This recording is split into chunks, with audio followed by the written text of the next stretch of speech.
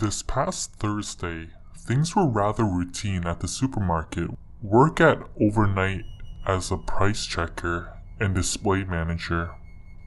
A coworker was supposed to be in, but called off earlier in the day, so I was alone. I didn't mind it though. Working alone has its advantages for an introvert like me. The night goes well.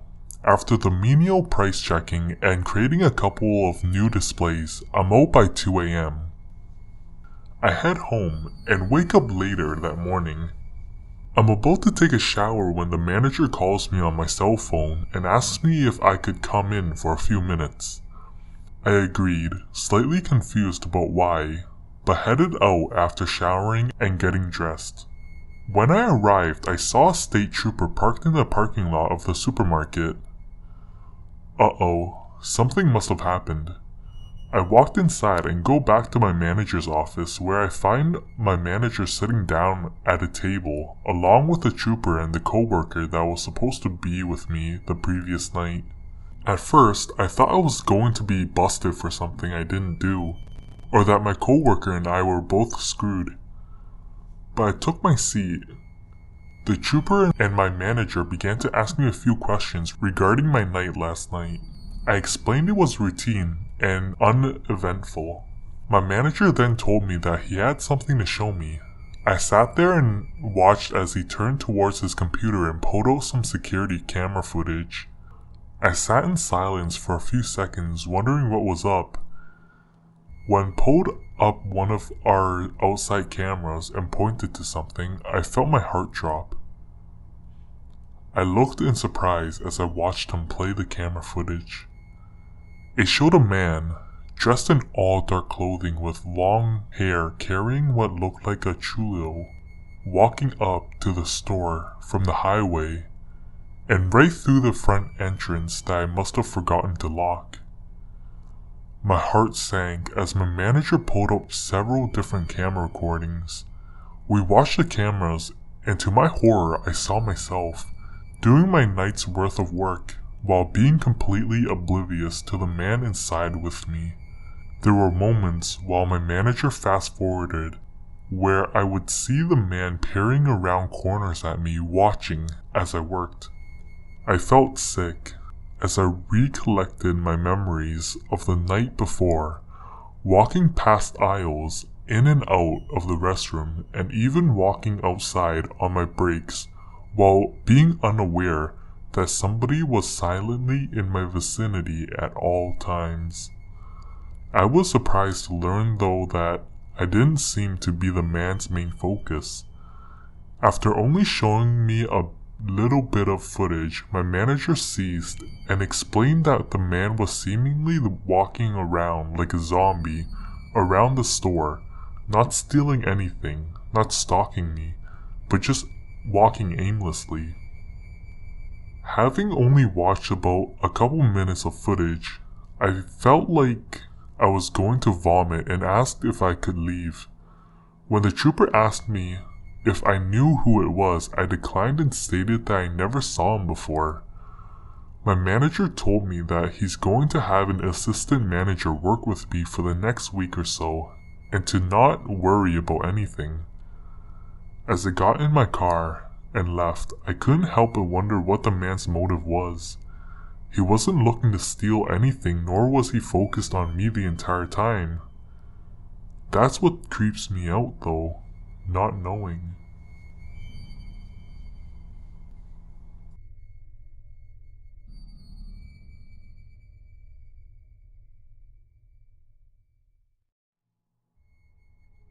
I'm a 16-year-old guy, and I wasn't expecting this to happen to me.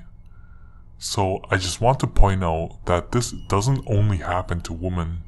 2 days ago, I was coming back from school. For background information, the bus students go to goes to the center of the town. I take that one, and then I take another bus to get to my stop, where I have to walk maybe a 200 or 300 meters away from my house. I took the bus from school towards the center, then waited.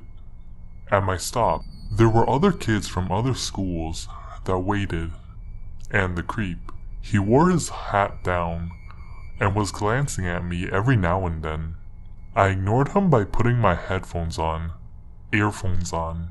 This lasted for 10 minutes until the bus finally came. I forgot about the guy, but was still creeped out. I got on the bus and took an empty seat. I noticed the creep get on the bus too, and he was walking towards me.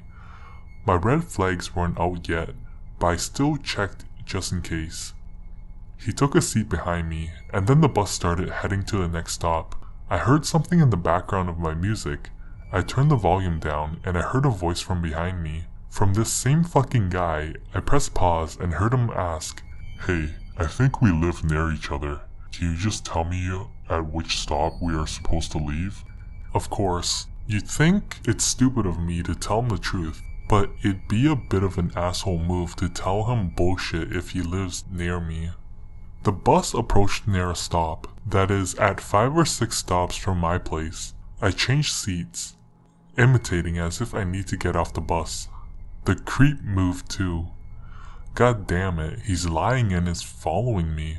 I then waited for one of the busier stops, and God was with me because there was a crowd of teens probably planning to smoke and drink. As soon as the doors opened, I ran the fuck away from the bus and crossed the roads and entered a random shop. I kept my head down and looked out the window. As soon as the students were separating, I looked for the creep, and I could see him looking for me. I took off my hoodie and put it in my bag. I then went to a washroom to make my hair wet. I fucked up my hair to make myself look at least a little different, and then left the shop. I walked the long way towards the next stop, making turns at every possibility. After walking around a bit, I went to a small cafe and waited there for a bit. I sent a text to my dad if he can pick me up. He asked why, and I told him the whole thing. He picked me up like Usain Bolt and then drove me home. I don't know who the hell the guy was and what the hell he planned out. I don't think he lives near me, and I fucking hope not. But whatever the fuck it is, creep in the bus? Let's not meet.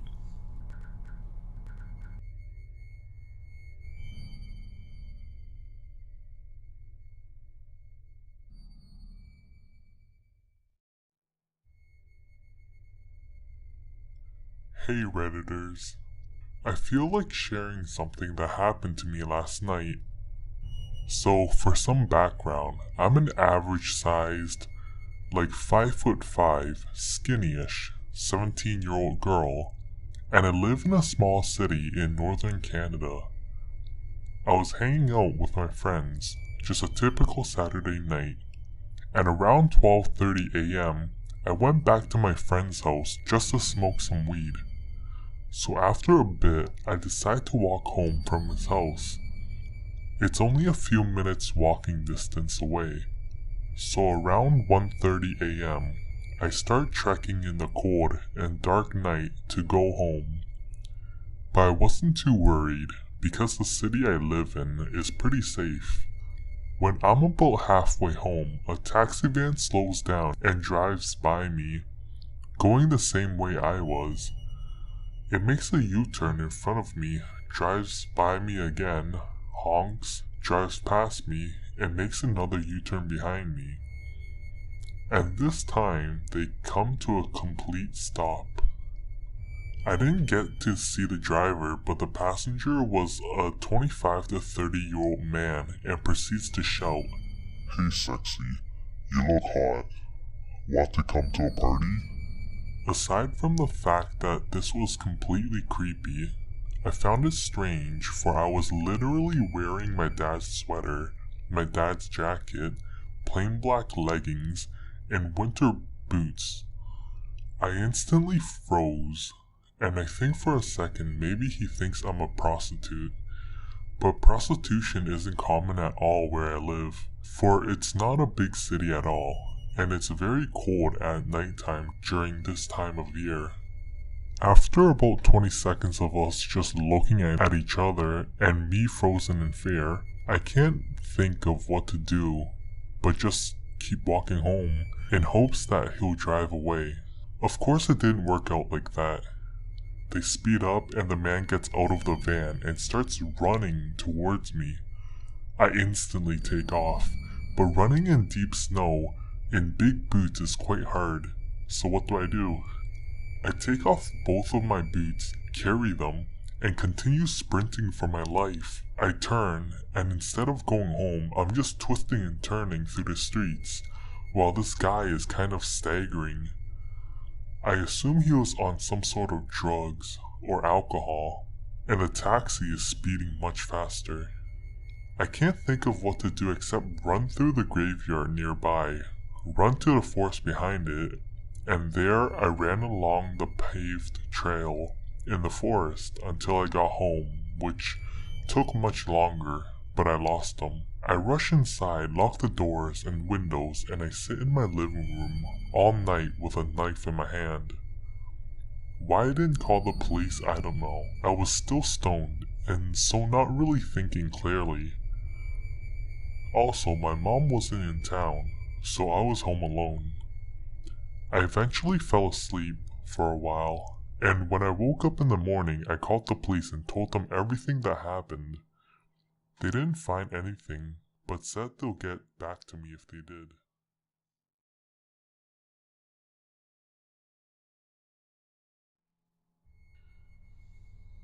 A few years ago, little teenage me was enjoying a gaming marathon from 3 p.m. to midnight. Just for a bit of context, I was a skinny little teenage girl. My hair was dyed blue, my face and ears were pierced at several different places, and I wore combat boots every day. Even if I looked small, I still looked like I was ready for trouble. Also, I live in a pretty shady neighborhood just beside a school for problematic teenagers. I was alone because my mom was working most of the evening. At about 4 p.m, someone knocks on my door. I live on the second floor, so I have to go down a flight of stairs to see who it is. There's a big window on the door and I see a man alone in his late 20s. After making sure he was alone, I open the door slightly and put my feet behind to block it, shifting my weight on the door to make sure it won't bulge if he decides to charge. Yes, I was cautious even if I was stupid enough to open the door. The guy said hi, asked if my parents were here, and I answered yes. Then he asked if he could talk to them. I said no because she hates Jehovah's Witnesses and other nobodies trying to sell or promote stuff at her door. This was awfully mean, specific and true, so he chuckled and asked if I knew what internet provider we were with. He claims he's with Satan.Inc., fake name that represent my internet provider very well. And we are with said company, so red flag. If he was doing a survey, he should be doing it by phone. If he was actually with Satan Inc., he would know we were with them. So I said no idea and closed the door on him, locking it. I thought it would be the end of it, and I punched myself realizing how stupid and careless I was to open the door to a stranger. A few hours later, another knock. I peeked and saw it was him again, and he wasn't alone. So I went on the balcony with a phone. There were 2 of these fuckers. Note that it was still daytime, people on the street, sunny day with that, so I just told them to buzz off. They asked again the same questions about my mom and internet. I pressed 911 on my phone and they just left. Another bunch of red flags, but hey, they left. Later, after the sun was gone, I heard another knock at the door, so I'm pretty pissed. I took the crowbar hidden by my bed and went to the balcony, turning on the light so they could see I have a fucking crowbar and I'm pissed. There's 3 of them. We stared at each other for a moment. They gave up and left. And then I went inside to have a panic attack. I don't know if they wanted to steal stuff and were testing grounds to see when we weren't here, or if they wanted to attack me, or both.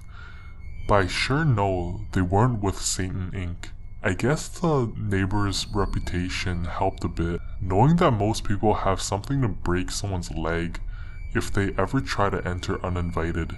and most teens around here are not scared to attack anybody looking for trouble. My best friend is my crowbar, and they never came back. I never dialed 911 because I was an idiot, and because the police would never have taken me seriously because of my face and the neighborhood.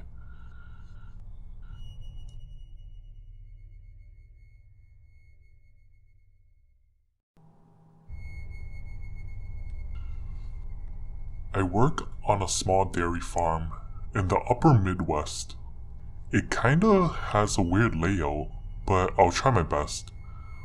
Right when you walk in, there's the milk house. Then you keep going and you're in the parlor. Once you go to the edge of the parlor, you can turn left into our calf barn, or right and make your way out of the big barn where the milking cows are.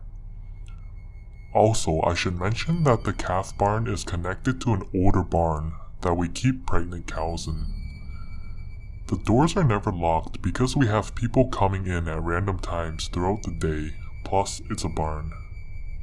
And there are doors literally everywhere, and I mean everywhere. Anyways, I'm a female who is fairly tiny, maybe 5'5", 120 pound-ish. And mind you, I'm still in high school. One night, I was working the late shift, so anywhere between 8:30 to 2 AM because you never know how long barn might take sometimes. Every shift we work with one other person, and this night happened to be with another high schooler about my age, but she's a bit taller than me. Every shift we milk the first pen, then I'll go into the calf barn and turn the lights on and start the pasteurizer so I can feed calves. So I went and did that, and nothing seemed out of the ordinary, and I went back to help them milk. I went back to help milk the second pen. After the second pen, I went to feed calves. So here's a layout of the calf barn. There's an alley down it with the weaned calves on the left and hay and grain on the right for feeding. Then at the end is a big room. There's a row of 7 hutches right as you walk in from left to right, and then 2 in the left corner. Then there are 6 pens, 3 on each side with a little milk house in the middle for feeding purposes. The door to the milk house are always closed to keep it warm in there, so I go in there and start my normal feeding routine, still not noticing anything strange. Then I open the door on the other side of the milk house to feed the far pens, and that's when I noticed the older, almost weaned calves in the right pen were very skittish. I ignored it at first and went about what I was doing, and then I saw him. A man, huddled in the corner of the pen, just sitting there in all black and bundled up because it was cold as hell that night. But he sat there just looking at me, smiling. In between those far 2 pens is a double door that, again, isn't locked, making it easy for someone to get in. Anyways, I was holding a 5-liter bucket filled with milk and I dropped it, spilling it all over the ground, and I've never booked it so fast out of there.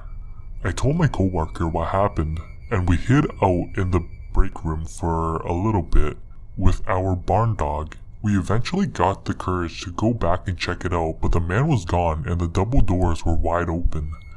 Thinking back, we should have called the cops on him for trespassing, but he never threatened us or the cows and nothing went missing. I don't know if he was a homeless man looking for shelter in the cold or whatever, but my barn is a tad far out of town for that. What scares me most is that I walked in there more than once that day and still didn't even notice him.